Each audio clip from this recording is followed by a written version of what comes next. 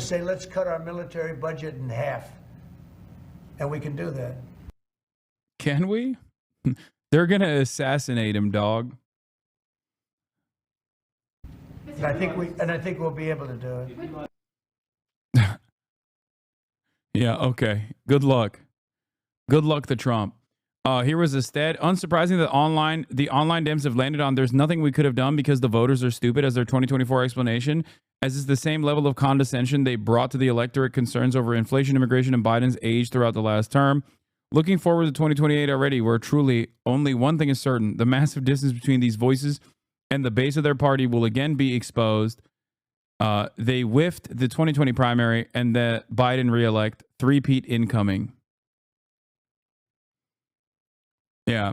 I saw an article talking about how turns out the inflation concerns were overinflated was a lie, and that there was valid reason for the working class to feel the negative impacts of inflation the other day.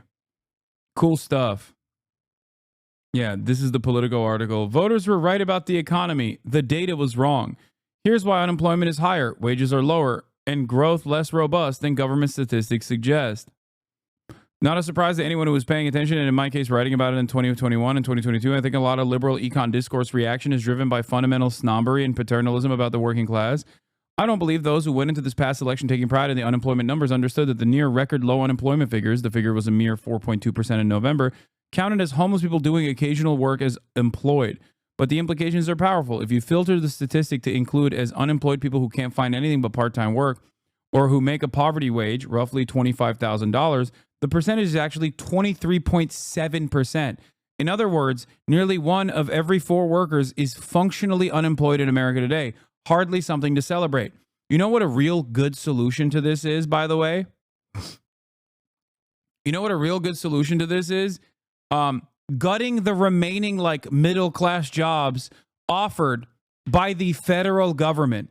So wonderful stuff from Donald Trump there. Okay, super sick. You should absolutely ignore any analysis from someone who argues the unemployment rate is actually 8x higher if you include millions of people who are not employed. This is a Fox Business level analysis. Energy bill increased by $100 for Alabamians because of Trump's EO. They received a letter informing them. Donald Trump promised that as president, he would drastically lower Americans' energy bills, but hundreds of Alabama residents are receiving a $100 surcharge on their energy bills as a direct result of Trump actions in the White House. Wait, is this real?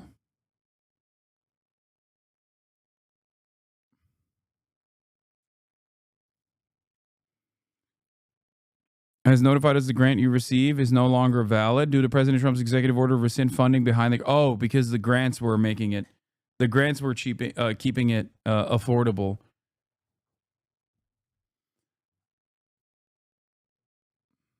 Great article from Politico. We were all right. They said unemployment was 4.2%, but if you filter the statistic to include unemployed people who can't find anything but part-time jobs or who make a poverty wage, 25 grand and under, the percentage is 24%. 1 in 4 American workers is functionally unemployed, or makes so little they're not going to be able to do anything meaningful. Furthermore, weekly earnings is bullshit as well, and it excludes unemployed and those engaged in part-time work. So if we actually include everybody, median wage works out to about 52 grand a year, not 62. Similarly, wage gains did not outpace inflation during COVID. Purchasing power fell at the median by 4.3% in 2023. Since 2001, the cost of living for Americans with modest incomes has risen 35% faster than the CPI. The resources required simply to maintain the same working class lifestyle over the last 2 decades has risen much more dramatically than we've been led to believe. And all of those gains went straight up there. The billionaire class got to walk away with the lion's share of the money that's been generated lately. Take these statistical discrepancies together. The problem isn't that some Americans didn't come out ahead after 4 years of Biden. What is that usually, though? I feel this is disingenuous without the data, how that compares to other years. Yeah, except other years, people weren't feeling so hot about the overall circumstances either. That's my point. This is why I kept repeating to the people who kept saying, well, you don't understand, you fool, you simpleton, that the economy is actually on the up and up. That people were angry and resentful in fucking 2016. That's why they voted for Trump the first time. But for some reason, because of COVID, we turned around and decided, oh, the COVID recovery is here, as though it just like reset people's minds or something. It didn't. Especially paired up with the K-shaped recovery from COVID, it only accelerated the demise of the working poor. Also, the article is actually about the last 20 years. This is something that I kept repeating over and over again to Americans who had seemingly forgotten the anger and resentment that many Americans felt towards the way things were. Back in 2016, when the economy was hot, okay? Obviously, plenty of people were still very frustrated with the way things were, so much so that they wanted to take a fucking mallet to it, and that's why they voted for the proverbial mallet, Donald Trump, to shake up the system. Obviously, Donald Trump came in with that hammer and shook up the system far too much in a way that many Americans responded negatively to. Then the Democrats placed Joe Biden as the great figurehead, his cadaver as the great figurehead to restore America back to its glory of maybe 2016. Not realizing that 2016 was when Donald Trump was elected because they were still mad. Anyway, Democrats predictably are going back to their old ways and thinking to themselves, the chart is the big gotcha. All the pedants are replying with, look, their own data shows that things are actually okay.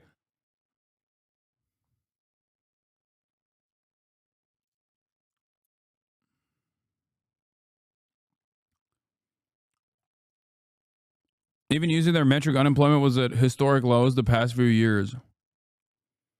Oh my God.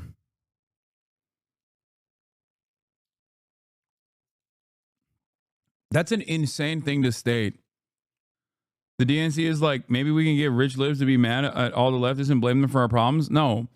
The DNC basically thinks that people will understandably generate a lot of organic resentment towards the party in charge that is overseeing the death of American empire, and that a lot of people will be harmed in this process, as they are already. Like tens of thousands of layoffs incoming, inflation about to skyrocket, and in certain sectors it already is. So clearly, when that is the regular order of business, yeah, I love that. No, actually, 25% unemployment is good if it's lower than 26% argument. Yeah, when that is the case, they're just basically relying on, once again, the Republicans fucking everything up to eke out a marginal victory over them because they are not invested in actually changing things.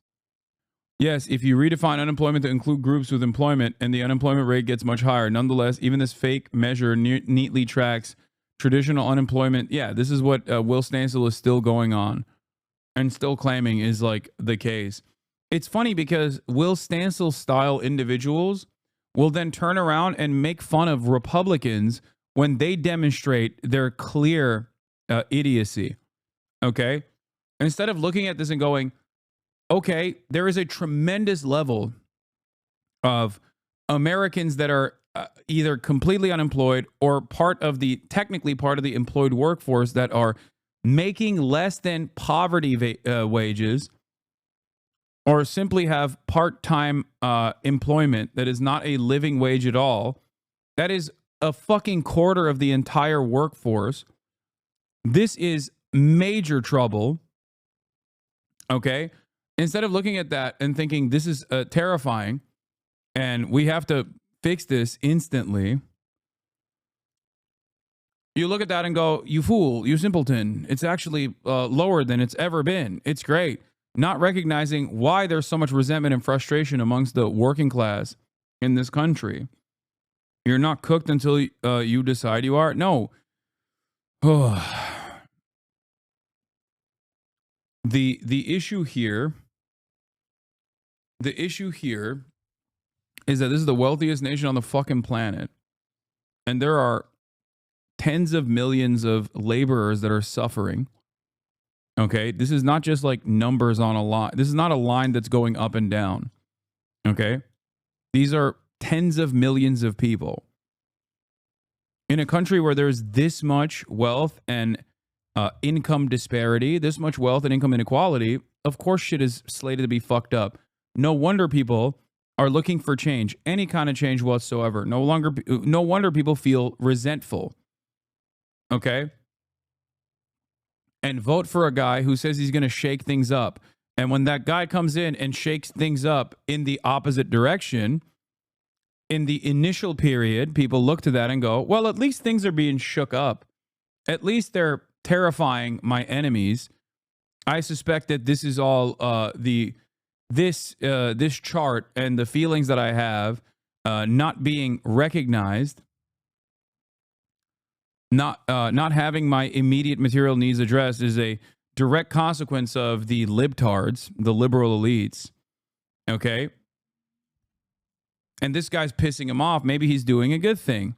Slowly but surely, a lot of people, once they get laid off, if they're a federal government employee, or if they're a farmer, let's say, that relied on U.S. aid dumping a lot of your crops into the global south in an effort to reduce famine, that also eviscerates the domestic production of said goods in said countries, you're probably going to be frustrated. You're probably going to realize, like, oh shit, I'm not making as much money any longer. Okay? And then you either turn around and double down on the cult and become more reactionary and more violent, and many people will do that. Okay? Many people in this process will literally experience the shocks firsthand and choose to double down and get even angrier at the liberal elites. And there will be a good number of people who realize, okay, maybe this was not the solution at all, and I'm pissed off at the administration. Now, for people to recognize that this is the fault of Donald Trump, you have to have a competent party on the opposing side that is actively communicating to as many people as possible and trying to bring back that goodwill to their side as best as they can. If you have noticed what the Democrats are doing so far, they're not doing that at all. They're doing the opposite, which is precisely the reason why I suspect, unless Democrats change their attitude and change their messaging strategy, we are going to see full tilt fascism in this country, full blown reactionary fascism, not just from the top, not a top down structure of fascism like the one we have currently, where you have some ideological and some, regime loyalists that are implementing fascist policies, but like brown shirts, like a real grassroots mobilization towards fascism, which is an entirely different it's an entirely different, way scarier reality to contend with. That's where we're at right now.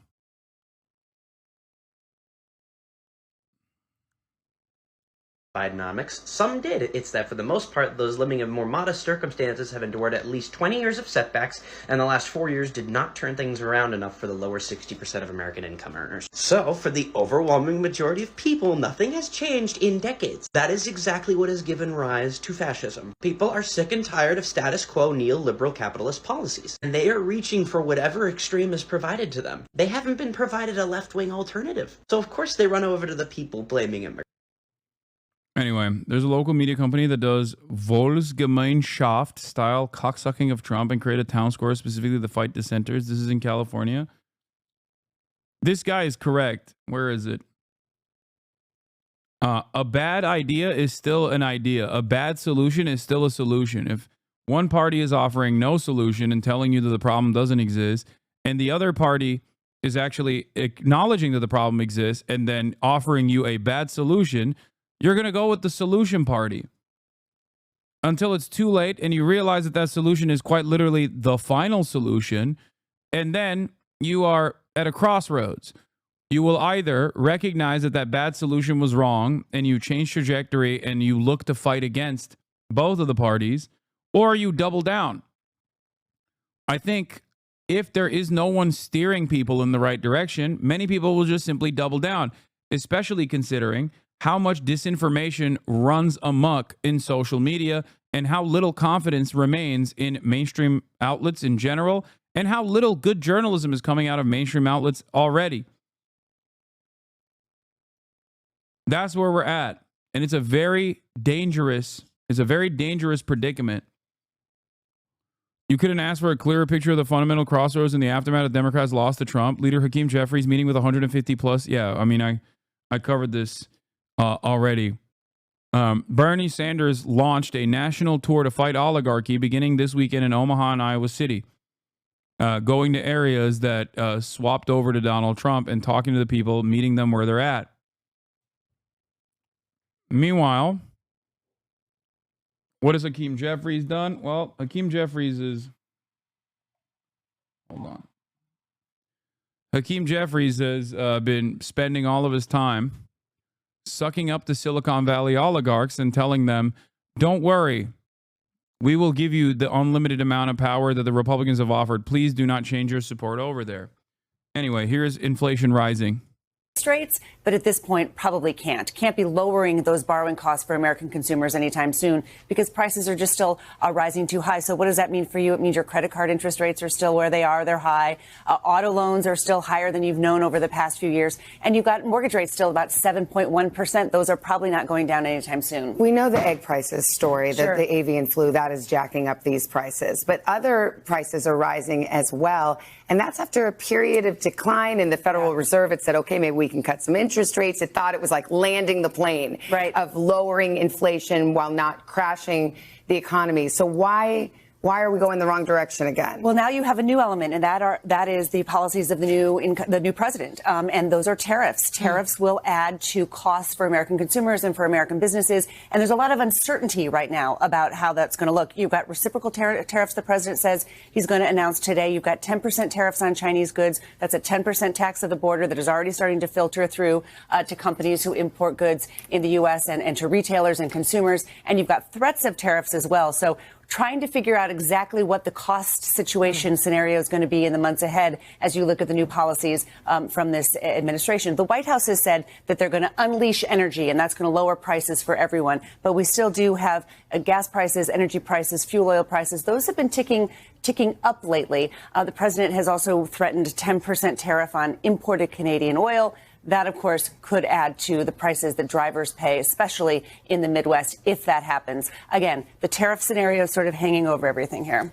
Going in the wrong direction. That's the bottom line. A few things going down. Apparel went down, for example. There's some fruits and vegetables that went down. The post-Christmas holiday season sales are in order. You can see where there was some relief in these numbers. Appliances, furniture prices went down a little bit. But again, at 3%, that inflation number is higher than the Fed would like. Mattresses. Let's not forget mattresses. It's President's Day weekend, Christine. There you go. You know there's some burners on mattresses. Thank you. Stuff your money right under there. Thank you, Christine. Hey, thanks for watching. And don't forget, you can catch the Today Show every morning on NBC or take Today when you're on the go. Just follow the Today podcast on. New report says that It's really interesting that now the guys who say inflation is not up to the president, inflation is actually not up to the president, and it's actually patriotic to pay for higher prices, are the people that are on the opposing side who understandably were very frustrated about the rise of prices under the Biden administration. Great stuff. Also, the rain has gotten way crazier. I do not know what will happen. I suspect that there is a lot of issues with flooding, and especially the burn sites, too, in California. It's a crazy amount of rain. I think we need to get over calling out the right-wing hypocrisy because it's not doing anything sorry. No, I mean, I think it's important to address the actual harm. Just as I did when addressing the actual harm.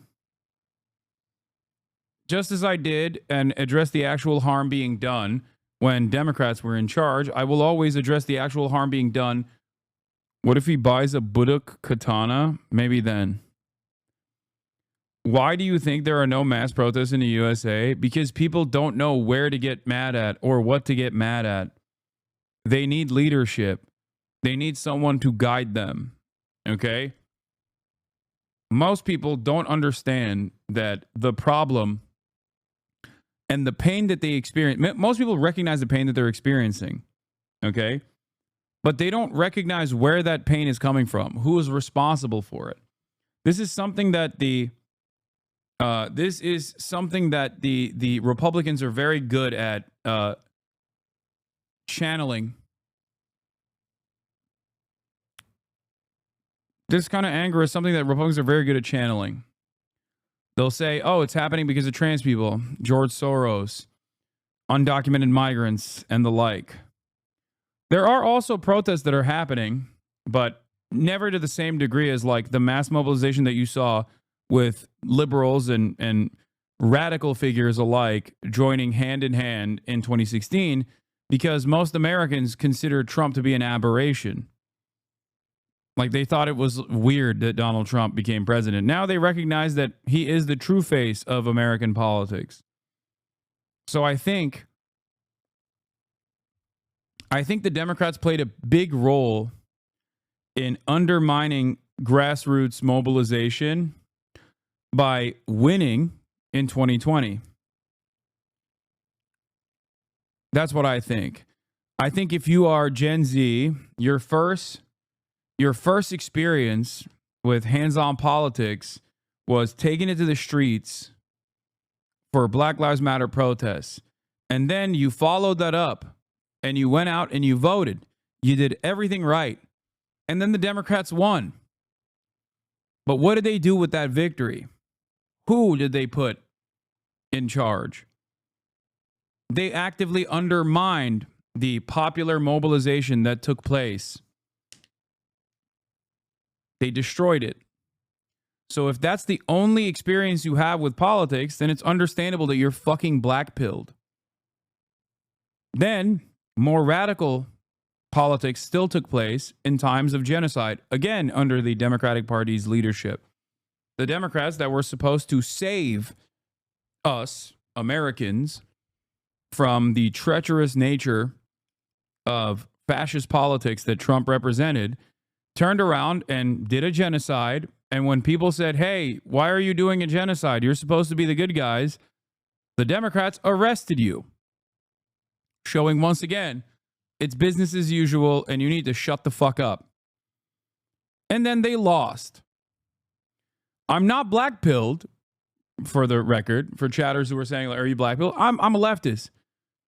I'm a leftist in the United States of America. Okay? All I've known is pain, struggle, and defeat. That's it.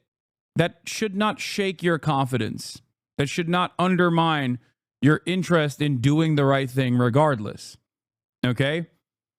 But if you ask me why there isn't mass mobilization taking place, these are the reasons as to why many people just feel like, what's the point? Fuck it. Kill us and get it over with. That's it.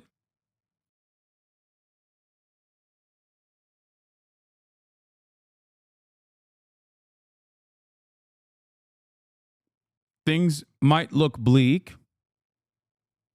but that shouldn't stop you from continuing to fight the good fight and do the right thing.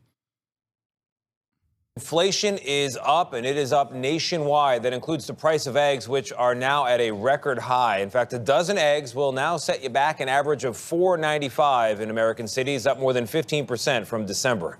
Lana Zach visited an egg farmer in Iowa who now has a wait list of people hoping for a carton. Sometimes they even lay their egg on the floor. Really? Just outside of Des Moines, Iowa, Lavon Griffune spends her days tending to the girls.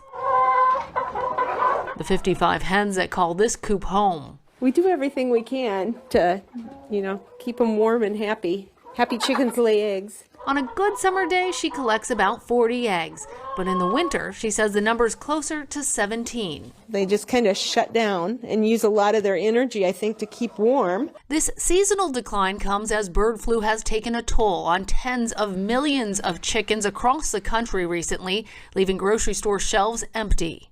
How has it been with the egg shortage for you guys? It's been pretty intense. We actually have a little calendar that we write people's names down, and we're out about 2 weeks in advance. So if you want eggs, you have to get in line. Her farm has not been hit by bird flu. Their problem is that they can't keep up with the demand from alarmed customers.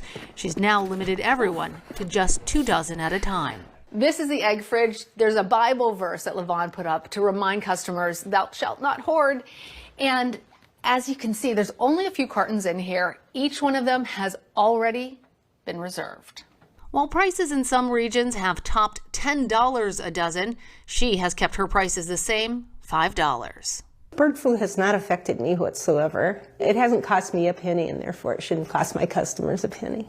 One of those customers is Roger Routh, who has bought eggs here for about a decade. Do you think you can taste a difference? Oh, yes, absolutely. A delicious taste for those lucky enough to get their hands on a dozen. For CBS Mornings, I'm Lana Zak in Ankeny, Iowa.